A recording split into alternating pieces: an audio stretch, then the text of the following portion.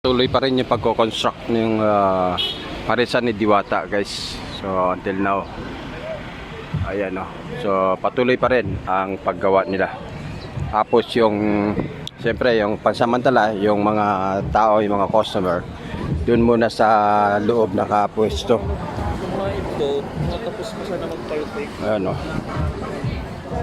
Andun. Yan guys.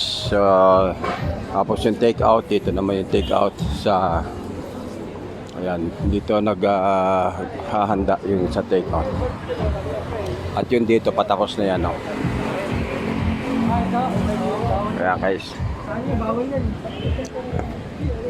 Pinikat yan. Pero bawal yan. Oh, bawal talaga. That is stock. Oh, stock. Kasi ganyan yung forma niya. So marami pa rin tao. Marami pa rin customer na pumapasok. Ayan.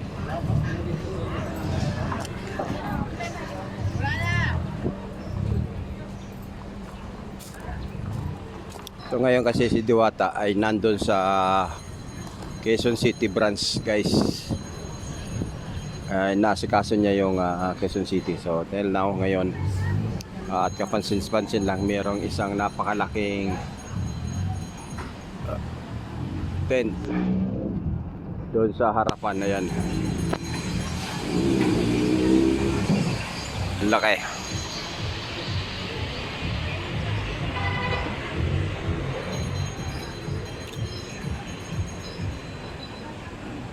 O yan.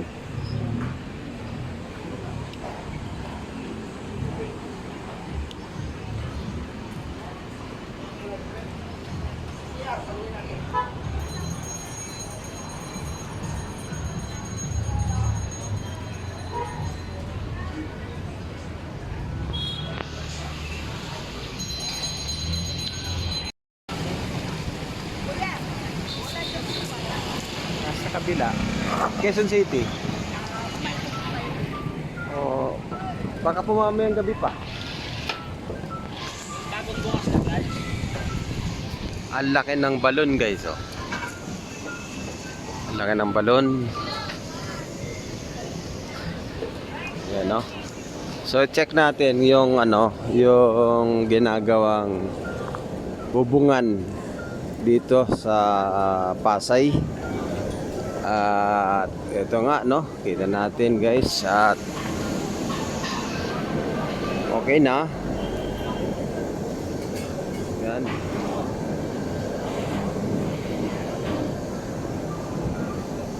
Ganda na, oh. Maganda na, maganda na. At patuloy pa rin na pagkukumpuni. Tapos ay pagsisemento ay okay na. Yan, oh, may isementado na, guys. At siyempre binubungan, pininturahan, maayos na. Ayan. Medyo okay na. Ayan. So tuloy-tuloy na yung construction, pagkukumpuni ng bubong. Ayan, oh, malapad na, ang ganda na. So antabayanan na lang natin, guys, yung ayan, mukhang maganda na yung yari. Mukhang maganda na. Ayan, tuloy-tuloy. Ang ganda ng balon, ano? Ayan, oh. Ang ganda, ang laki. So yan, malaking akala mo napakalaking payong. Galing, ah. Naging silungan tuloy ng yung ng motor, guys. Tapos siyempre buhangin dito. Yan.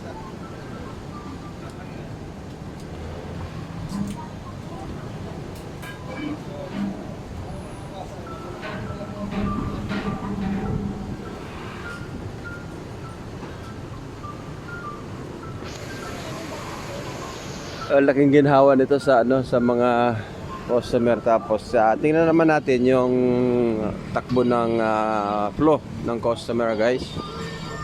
So ngayon ay araw ng Lunes na pala ngayon, ano? So for now nandun sila. So doon nakaposisyon yung mga tent, ay yung serving area nandoon na rin, at nandoon din yung mga customer.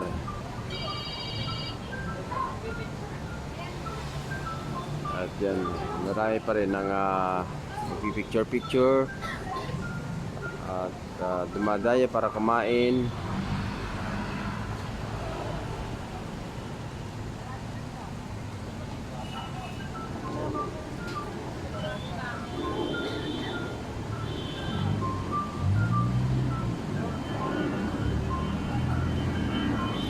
Guys,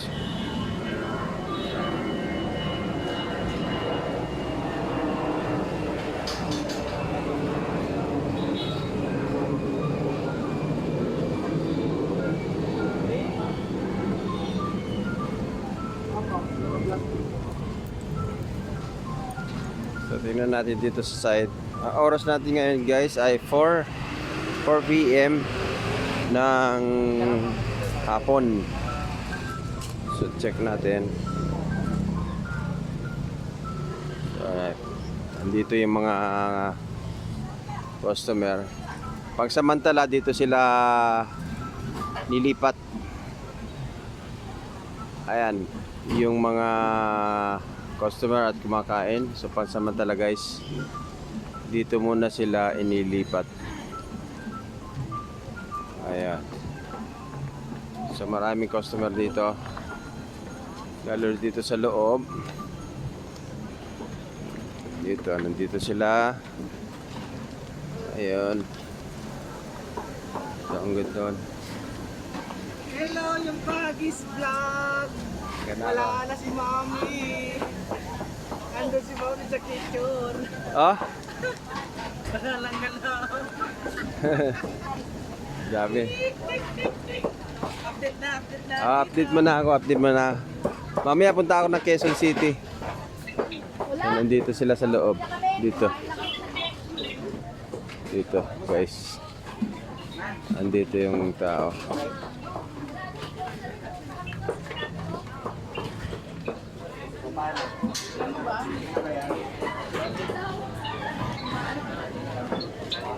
So hanggang dito. Dito sila. Ayan. So maraming tao rito sa loob guys.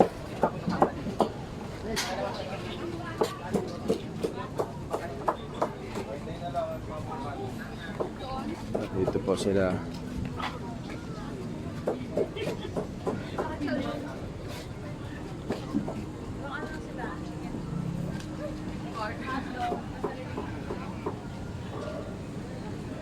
Ayun, tapos labas tayo. Dito tayo. Tingnan natin yung labas. Ayan.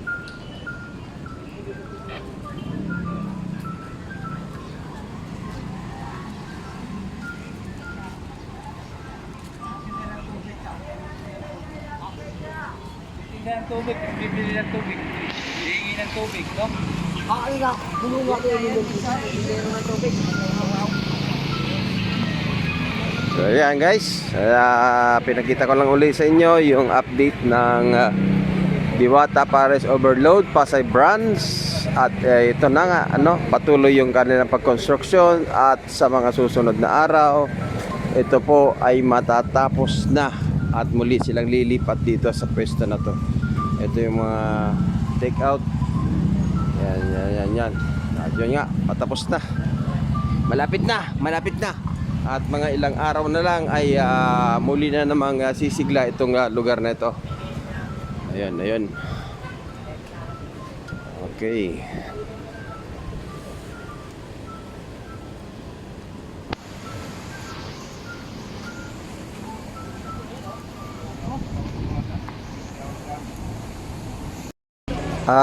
Inabot na tayo ng gabi dito guys. Ang oras natin ngayon ay ayan na 6 6:40 PM na ng gabi, Pasay mga kababayan. Ito na yung pila mula dun sa labas ng highway ng Jokno, ay ito na yung pila na makikita natin hanggang ngayon dito.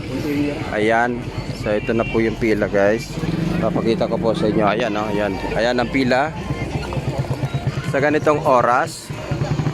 Ayan na po ang pila guys dito sa Jokno Boulevard, Diwata Paris Overload. Ay humahaba-haba na ang pila sa mga ganitong oras, at makikita naman natin dito yung kanilang parking, at ang ganda na ng view, no, pag sa gabi. Ang ganda, ang ganda, ang ganda. Tapos ayan, no, maganda na guys. And of course dito, ayan, ito yung ating makikita, ating mga kababayan. Nakapila na po sila dito. So pagpasensyahan nyo na lang po muna, no, kasi siyempre dahil sa inaayos pa yung place, sa talagang hindi maiwasan na meron pang mga puputik-putik dito. Ayan, no, pero ang ating mga kababayan ay patuloy pa rin na nakapila. At yan, yan. Ito guys, ayan. So ayan, maraming kumakain dito sa loob.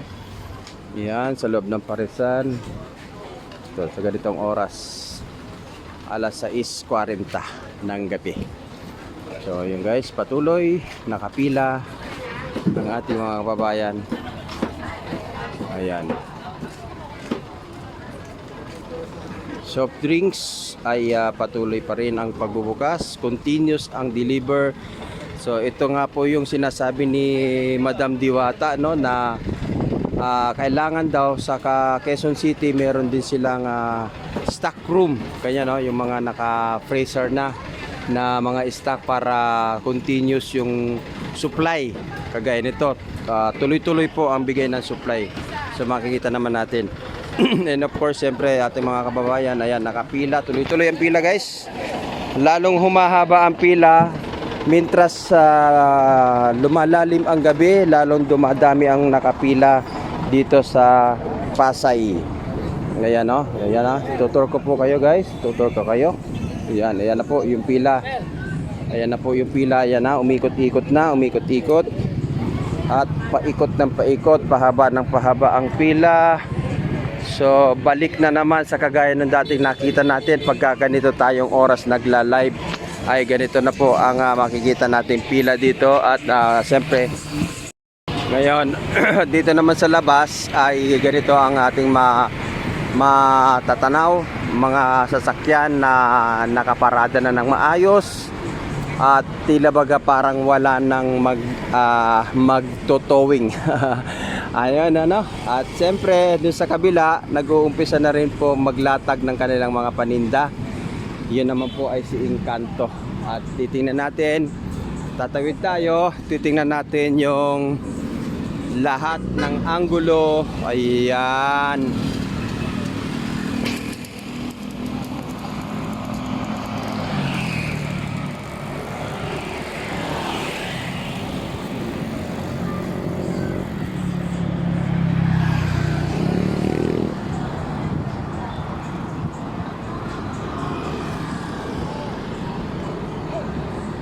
Yan, ganyan.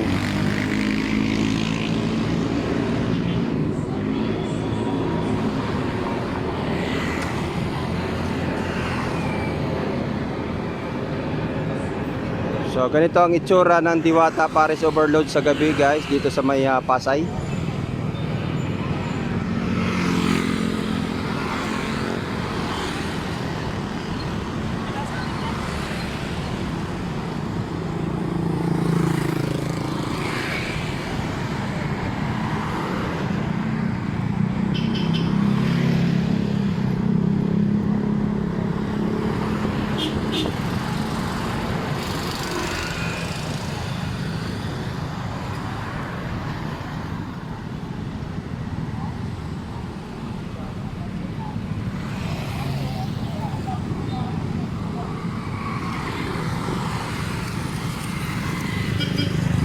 Yun, ano?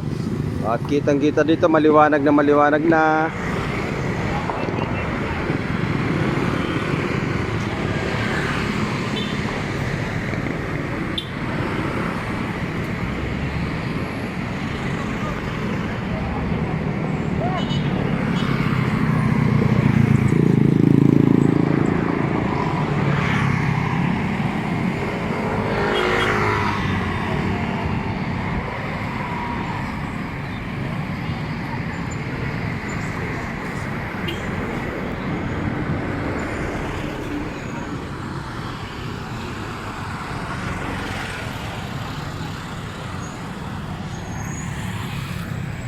Ayan, di ba? Haba ng pila.